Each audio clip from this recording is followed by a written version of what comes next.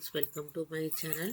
நம்ம ஐநார் துறையில் பார்த்திங்கன்னா அப்கமிங்கில் என்ன நடக்குதுன்னு பார்த்திங்கன்னா, நம்ம பாண்டி வந்து வானதியை போய் கல்யாணம் பண்ணிக்க முடியாது, சேரனுக்கு ஃபஸ்ட்டு கல்யாணம் அப்படின்னு சொல்லிட்டு முடிவு எடுத்துடுறாரு. அது மாதிரி வந்து வீட்டில் வந்து சொல்லிடுறாரு.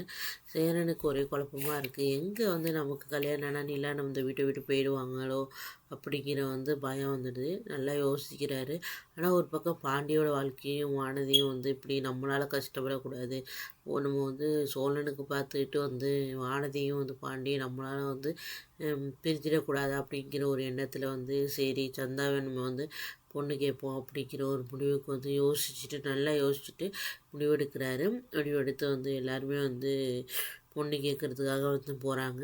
அங்கே என்ன பிரச்சனை நடக்குதுன்னு பார்த்தீங்கன்னா வந்து ஏற்கனவே வந்து சந்தாவோட வந்து மாமா பையன் வந்து கல்யாணம் பண்ணிக்கணும் அப்படின்னு சொல்லிட்டு சந்தாவை இது பண்ணுறாங்க. அதனால் வந்து பல பிரச்சனை வருது. அதையெல்லாம் தாண்டி வந்து சேரன் வந்து சந்தாவை கல்யாணம் பண்ணிக்கிட்டாரா என்னென்னு ஒருத்தர் தான் பார்க்கணும் ஃப்ரெண்ட்ஸ். இன்னொரு பக்கம் பார்த்திங்கன்னா சோழனும் வந்து இல்லாமல் வந்து பேசிக்காமல் ஒழுங்காக இருக்காங்க. அவங்களுக்குள்ளே வந்து கொஞ்சம் சண்டை போடுறதுனால வந்து 2 பேரும் வந்து பேசிக்காமல் இருக்க மாதிரி காட்டுறாங்க.